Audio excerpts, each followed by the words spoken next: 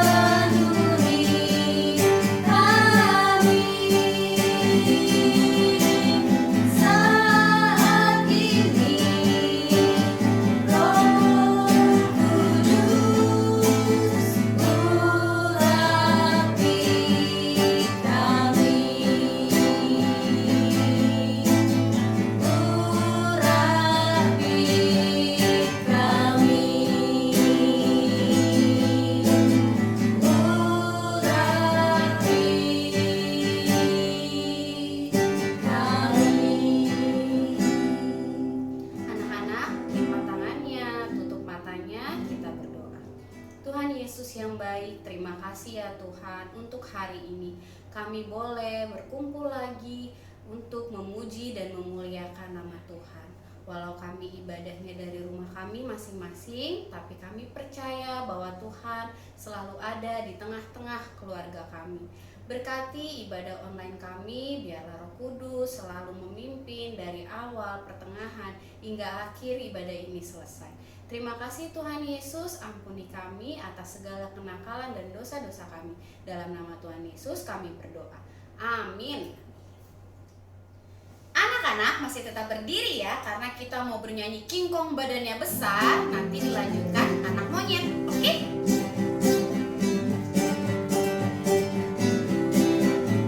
King Kong badannya besar, tapi aneh kakinya pendek. Lebih aneh binatang bebek, lehernya panjang, kakinya pendek. Haleluya, Tuhan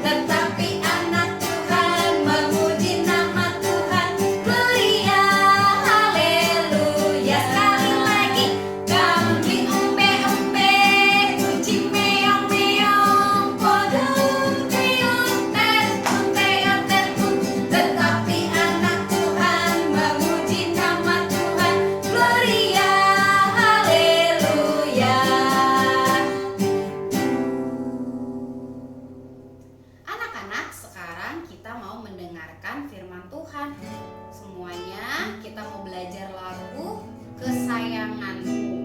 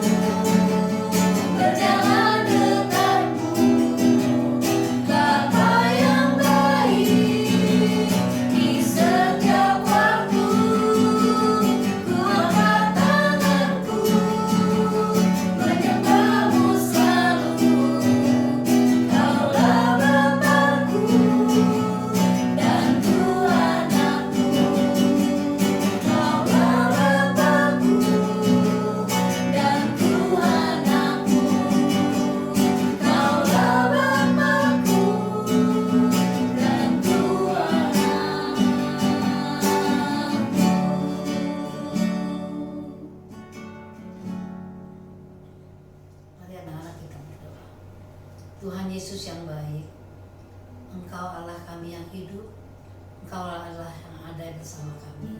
Terima kasih Tuhan untuk puji-pujian yang telah kami naikkan ke hadapan-Mu. Kiranya sekarang tiba saatnya kami mau mendengarkan firman Tuhan. Tuhan tolong untuk anak-anak kami dapat mendengarkan dengan baik. Terima kasih Tuhan. Kami bersyukur Tuhan kalau kami juga diberi kesehatan. Tuhan, Kau juga menolong guru kami yang akan membawakan cerita firman Tuhan, agar semua anak-anak dapat menerima dengan baik. Terima kasih Tuhan, di dalam nama Tuhan Yesus kami berdoa, haleluya, amin. Selamat pagi anak-anak semua. Nah, pagi ini Bunta senang sekali kalian menaikkan satu pujian yang sangat indah. Ibu Bunta suka lagu itu ya, kesayangan Tuhan. Wah, anak kesayangan ya. Senang gak sih jadi anak kesayangan Tuhan Yesus? Senang dong ya, karena yang namanya anak kesayangan itu apapun akan didahulukan. Bukan berarti dimanjakan ya. Kalau yang namanya kesayangan itu pastinya karena dia bisa membuat hati papa dan mamanya itu bahagia, senang, sehingga tanpa anak itu minta dia pasti akan memberikan, ya kan? Anak kesayangan. Kalian tahu? Kalian, Ibu Nita, kita semua yang sudah bilang, Tuhan Yesus, Engkau jadi Tuhan dan Juru Selamatku, maka saat itu juga kamu, saya jadi anak kesayangan Tuhan. Dalam Alkitab dikatakan ketika kita percaya kepada Tuhan,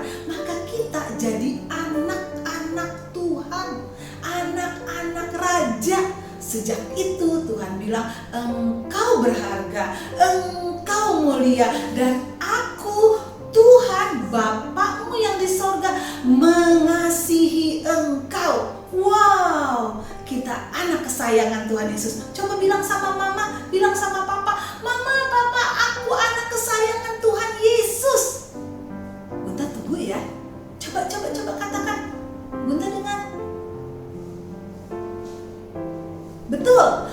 Mama, papa, aku anak kesayangan Tuhan Yesus. Nanti mama papa kasih tahu ke Ibu Nita ya, anak-anaknya sudah mengatakan hal itu atau enggak. Tapi Ibu Nita percaya sih, anak-anak Ibu Nita adalah anak hebat yang dengar-dengaran. Bahkan bukan hanya anak-anak, mama papa dan siapapun yang saat ini melihat firman ini, yang melihat tayangan TK Samaria, boleh mengatakan sama diri sendiri, aku juga anak kesayangan Tuhan Yesus. Wah, kalau anak kesayangan bagaimana ya?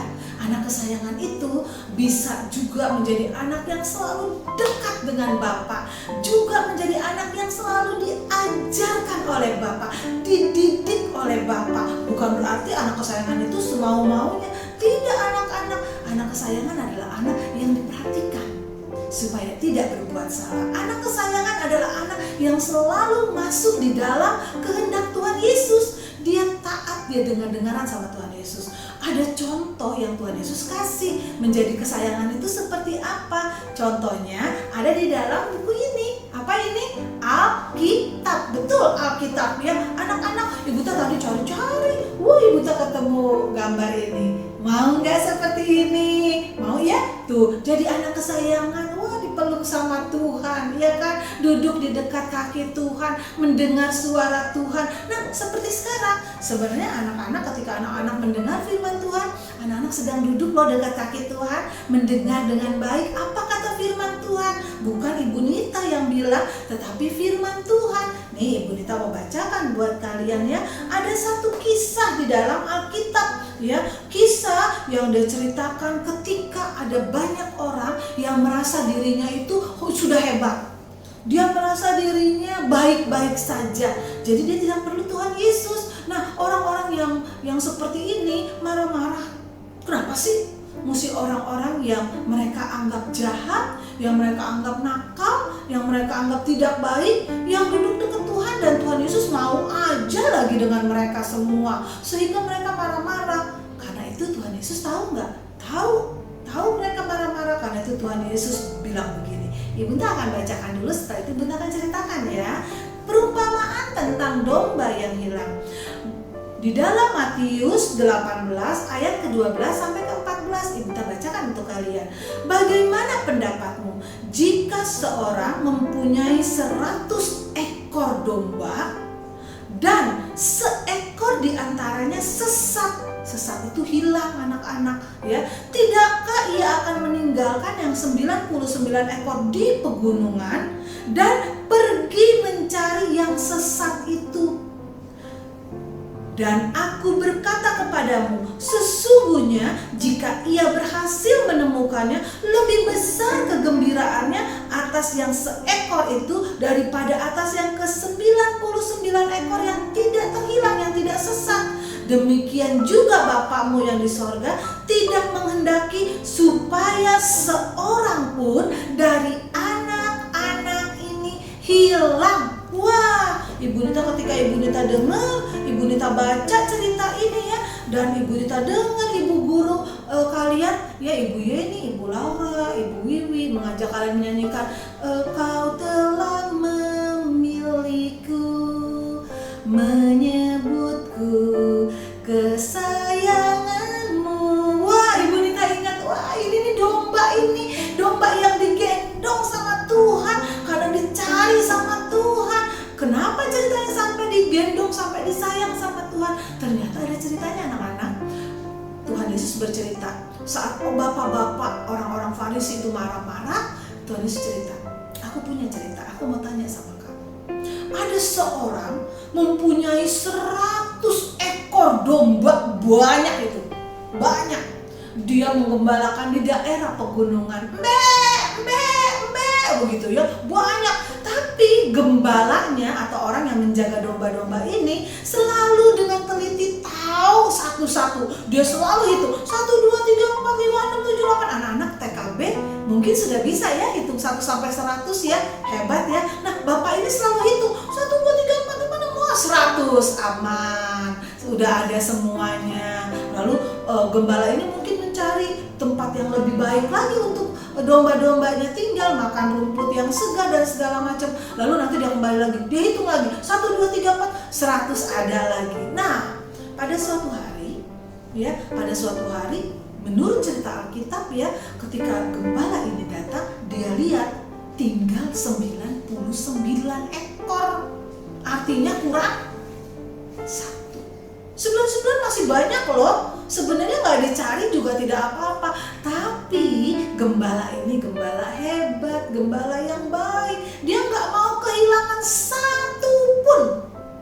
Ya, kita nggak tahu yang hilang itu domba yang kecil atau yang besar. Alkitab nggak bilang sih. Tapi Alkitab katakan ada 1 ekor domba yang hilang.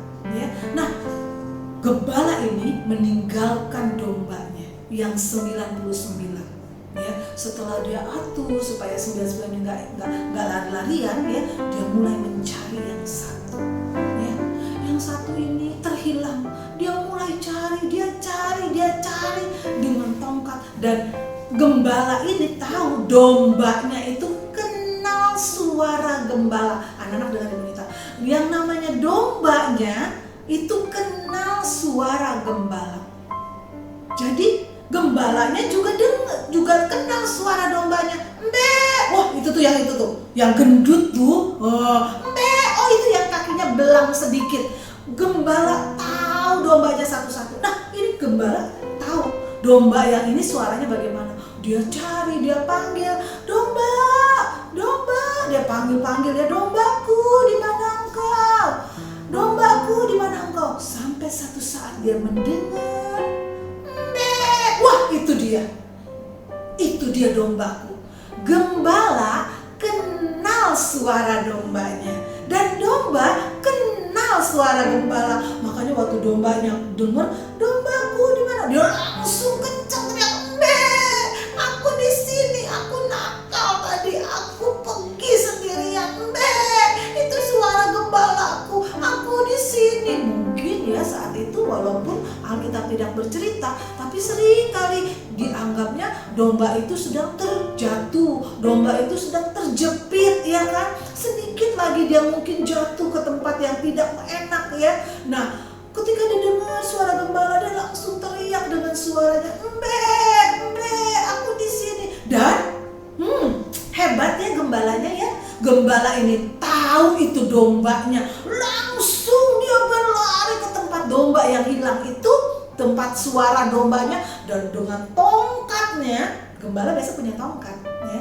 dan dia ambil itu dombanya ya, dia gendong. Wah begitu Ibu Nita sih melihatnya, kalau domba itu sampai ketemu sama gembalanya, setelah hilang, setelah takut dalam kehilangan itu, dia lihat gembalanya, wah dia senang, pasti dia selamat, dia peluk ya, dan gembala ini langsung memeluk dombanya. Dan Alkitab katakan domba itu bukan cuma dipeluk begini aja loh, bukan cuma dia dipakaikan tali lalu dibawa loh, enggak, dipegang, ditaruh di atas pundaknya. Wah senang dombanya, "Mbe, oh diusap-usap dombanya." Kenapa? Karena dombanya sayang ya sama gembala, dan gembalanya sayang sama dombanya. Dombanya bilang gini, kalau dia bisa ngomong ya, mungkin dia bilang sama gembalanya, "Aku gak nakal lagi deh." Dan gembalanya cuma tepuk-tepuk, "Iya, kamu jangan nakal ya, supaya tidak hilang lagi." Nah, Alkitab katakan lalu dibawa pulang. Domba ini dibawa pulang. Kenapa ya domba ini bisa hilang ya? Satu, pastinya dia nakal, dia nggak ikut aturan, dia mau keluar ya, dia mau cari yang lain, tidak dengar-dengaran ya, tidak turut aturan, tidak dengar-dengaran, tidak percaya sama gembalanya yang bilang jangan jauh-jauh ya, nanti kamu bisa hilang ya. Dia coba untuk jauh ya. Nah tapi Tapi karena dia domba kesayangan, udah jadi domba dari gembala yang baik ini, maka gembala yang baik tidak membiarkan domba ini sampai hilang jauh. Dia akan cari sampai ketemu. Tapi buat si domba pastinya sedih tuh waktu dia hilang. Mungkin dia jatuh, mungkin dia kena duri, mungkin dia ketakutan dikejar-kejar sama yang binatang yang jahat, iya kan? Nah, anak-anak, apa sih maksudnya domba yang hilang? Itu kadang-kadang kita suka seperti itu loh, anak-anak. Ketika anak-anak suka marah-marah sama mama papa, ketika anak-anak tidak dengar-dengaran, ya, ketika kita tidak percaya sama Tuhan Yesus, itu kita seperti domba yang hilang karena kita kurang percaya, ya. Tetapi Tuhan Yesus baik, dia selalu cari kita, dia bahkan mengorbankan dirinya supaya kita jangan sampai hilang, kita semua bisa masuk ke dalam sorga. Dan kalian tahu, gembala itu hanya mencari saja, tapi kalian dan Ibu Nita punya gembala yang baik, namanya Tuhan Yesus Kristus. Gembala kita yang baik ini bukan hanya dia cari jalan ke gunung dan kemana-mana untuk mencari kita yang hilang, bukan. Alkitab katakan sebagai gembala yang baik, dia rela dirinya disalib, ganti supaya dosa kesalahan kita itu dipaku sama dia, dan kita bisa masuk ke dalam surga. Karena di surga tidak ada dosa. Dosa hanya bisa dibayar oleh darah Tuhan Yesus, oleh pengorbanan Tuhan Yesus. Kata Tuhan Yesus, aku gembala yang baik, aku gak mau ada domba yang hilang. Aku mau semua ini masuk ke dalam surga. Aku gak mau anak-anak TK Samaria, orang tua TK Samaria, guru-guru TK Samaria itu gak masuk surga. Aku mau mereka semua masuk surga. Wah, kamu harus bayar dosa-dosa mereka. Dan Tuhan Yesus, Tuhan Yesus rela dirinya disalib untuk menebus dosa kita. Bukan cuma kita aja sih, semua orang yang percaya kepada Yesus baru bisa masuk ke dalam surga. Nah, anak-anak, jangan jadi domba yang nakal terus, ya. Mungkin kita salah, tapi cepat balik, jangan sampai kejauhan. Nanti kita sendiri yang sakit, kita sendiri yang sedih, ya. Jadilah anak domba yang dengar-dengaran, domba yang baik, domba yang menyenangkan hati Tuhan, sehingga kita bisa bilang, Tuhan terima kasih ya, Kau telah memilihku, menyebutku kesayanganmu, ya kan? Kau yang menjadikanku, ya kan? Sebagai apa? Sebagai anakmu. Bukan lagi domba kecil ya, tapi saya anak kesayangan Tuhan Yesus. Cerita tentang domba yang hilang itu menolong kita menjadi anak yang bisa balik kepada Tuhan. Kalau kita salah, kalau kita nakal, panggil Tuhan Yesus. Tuhan Yesus, tolong saya sudah salah, ampuni saya.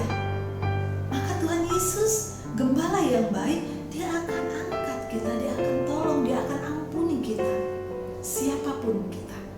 Ingat, ada gembala yang baik yang menjadikan kamu dan Ibu Nita anak-anak kesayangannya. Wah, puji Tuhan, Ibu Nita suka dengan kata ini. Tuhan Yesus di ayat tadi Ibu Nita sudah bacakan buat kalian, dia Bapa Sorga tidak menghendaki supaya seorang pun dari anak-anak itu hilang. Bapak sangat mengasihi kamu. Bapak sangat mengasihi kalian semua. Yesus mengasihi kalian. Puji Tuhan. Tetaplah jadi anak kesayangan Tuhan yang dengar-dengaran kepada firman Tuhan. Bagaimana anak kesayangan? Dia dengar kepada orang tua, dia dengar kepada Tuhan terlebih, ya. Yuk mari anak-anak kita berdoa, kita berterima kasih sama Tuhan. Tuhan Yesus yang baik, terima kasih menjadikan saya anak kesayangan Tuhan Yesus. Tuhan Yesus, Bapa yang baik, terima kasih saya menjadi anak Tuhan dan Tuhan menjadi Bapa kami yang baik. Tuhan, ampuni setiap kesalahan kami. Ampuni kalau selama ini mungkin kami tidak percaya kepada Tuhan.